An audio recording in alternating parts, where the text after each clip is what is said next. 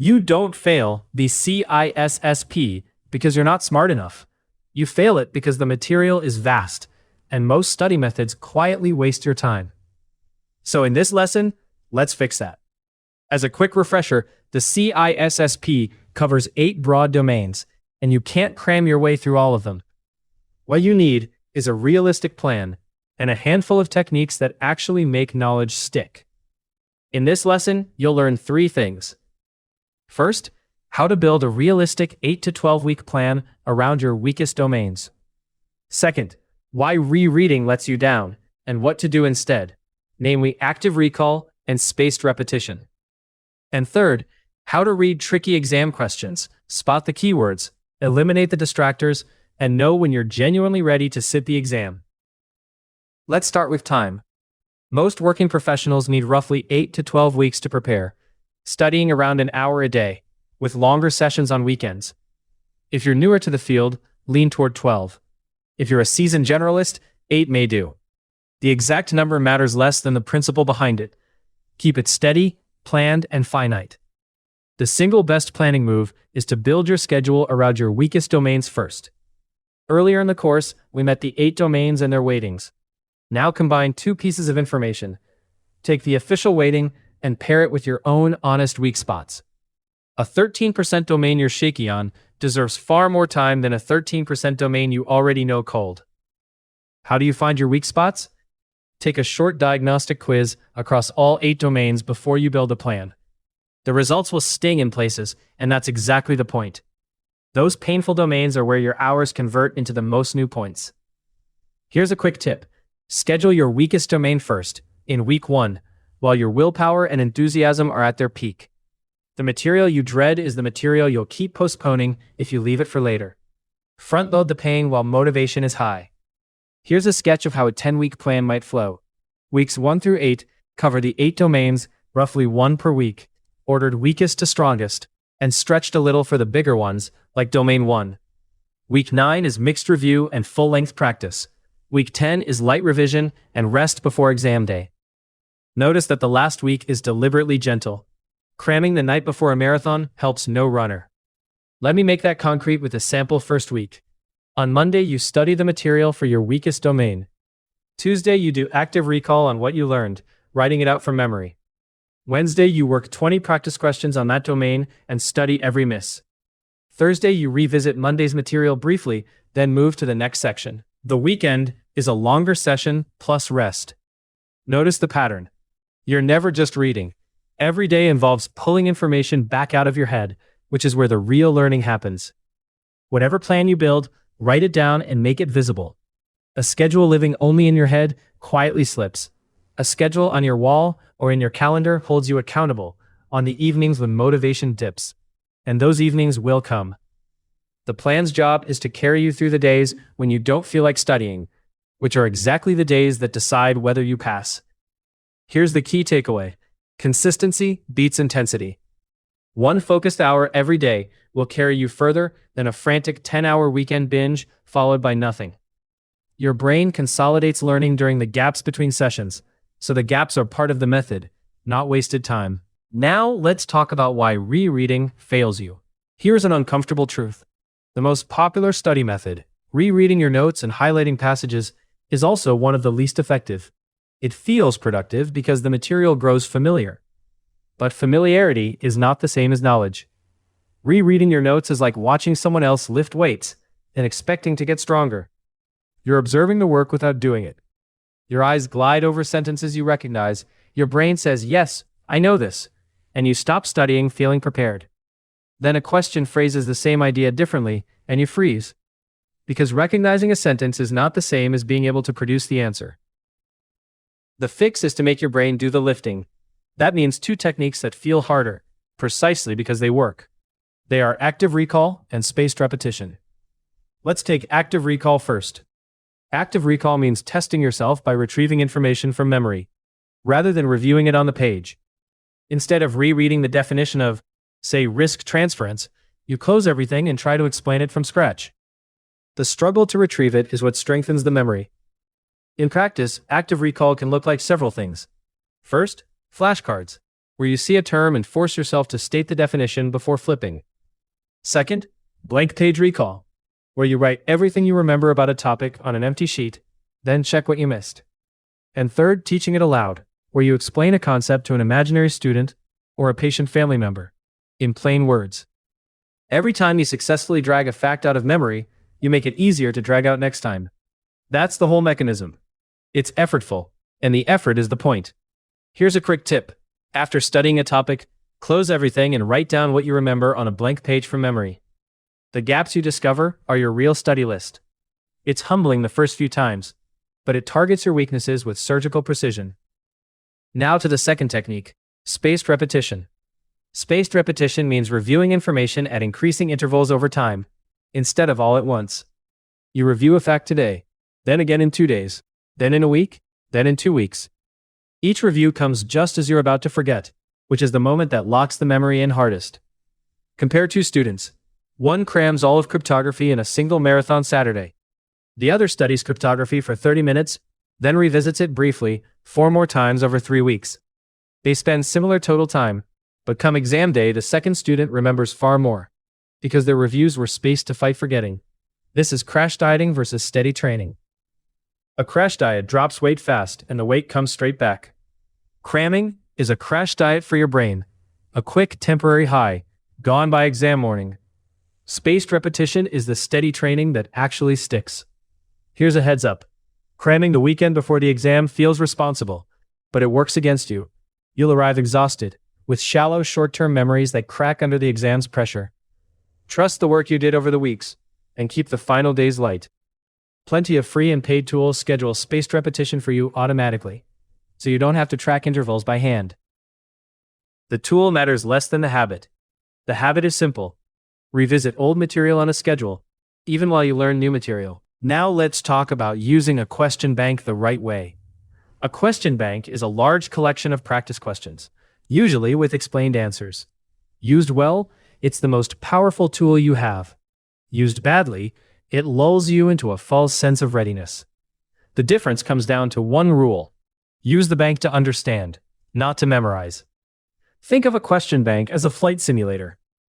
In a simulator, crashes are free. You can stall the plane, learn exactly what went wrong, and try again, all without consequence. Practice questions work the same way. Every question you get wrong in practice is a free crash that teaches you something, as long as you study the wreckage instead of just noting the score. So here is the right way to work a question bank, step by step. First, answer the question honestly without peeking at the explanation. A guess you commit to teaches more than an answer you glanced at.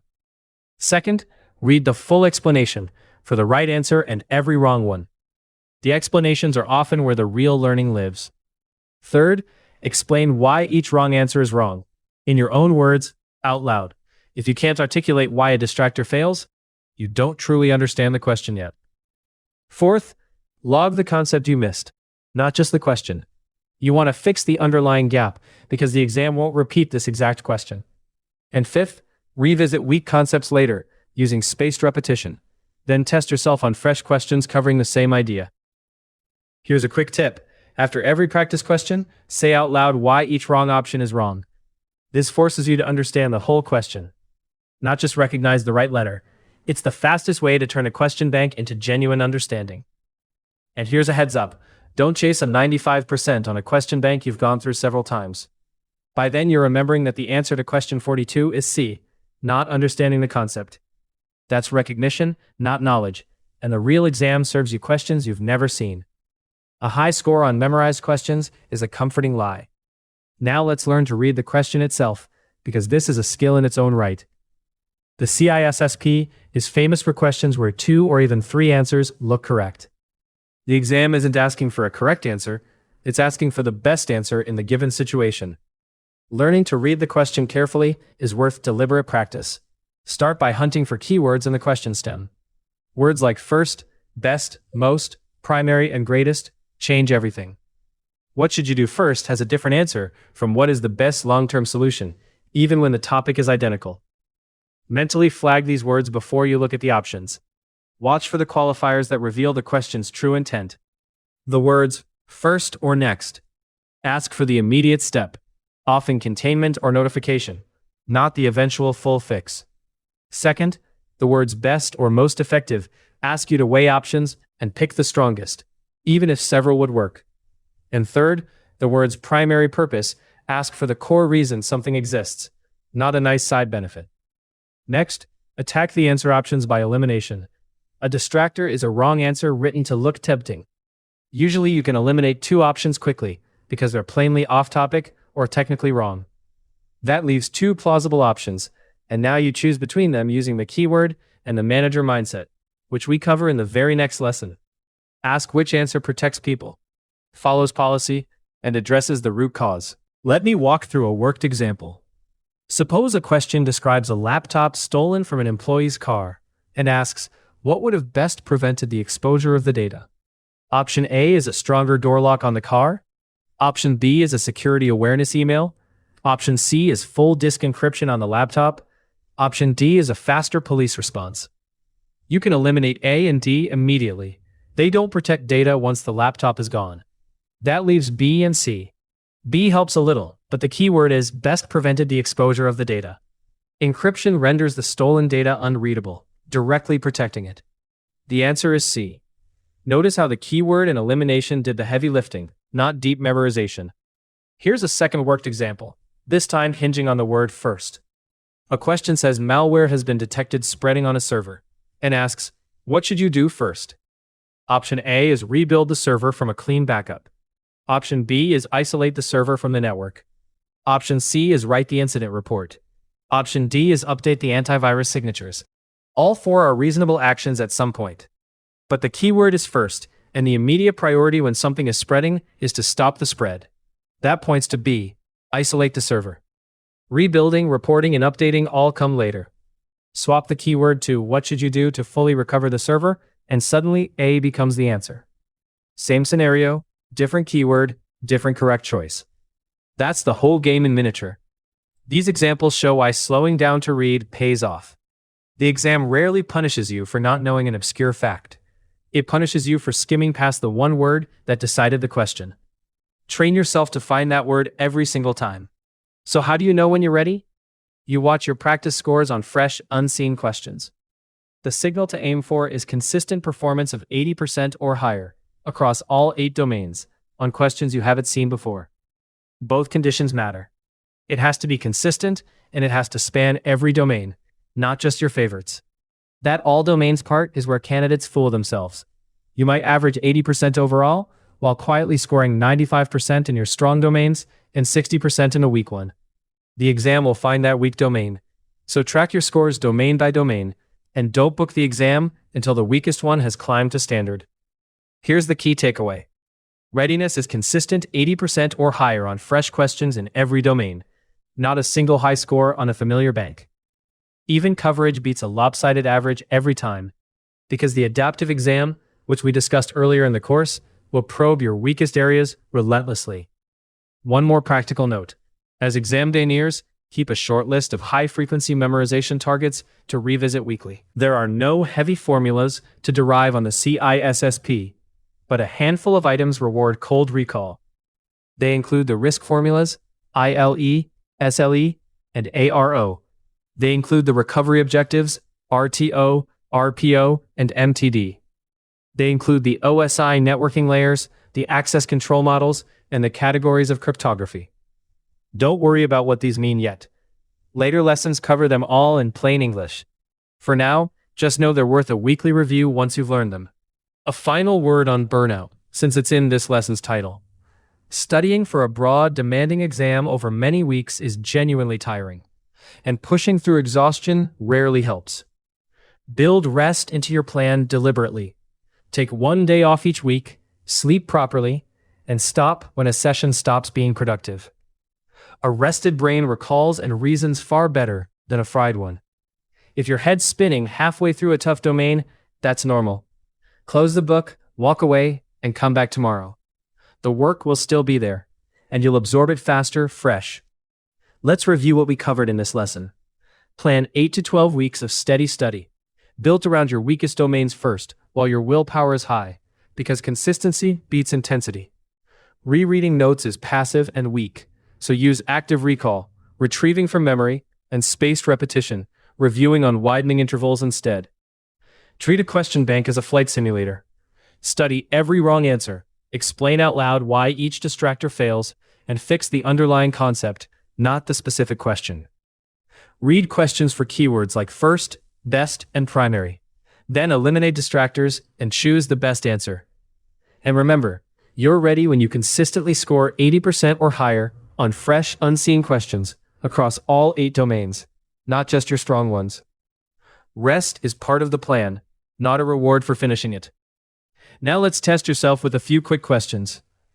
First question: which study method actually strengthens memory? Rereading your highlighted notes or active recall? Active recall. Pulling the answer out of your head is the effort that locks it in. Rereading just builds familiarity, which only feels like knowledge. Second question: what's the readiness signal that tells you it's safe to book the exam? Consistently scoring 80% or higher on fresh, unseen questions across all 8 domains, not just your strong ones. Third question: in a question stem, why do words like first, best, and primary matter so much? Because they change which answer is correct. The same scenario can have different right answers depending on whether it asks what to do first or what's the best long-term fix.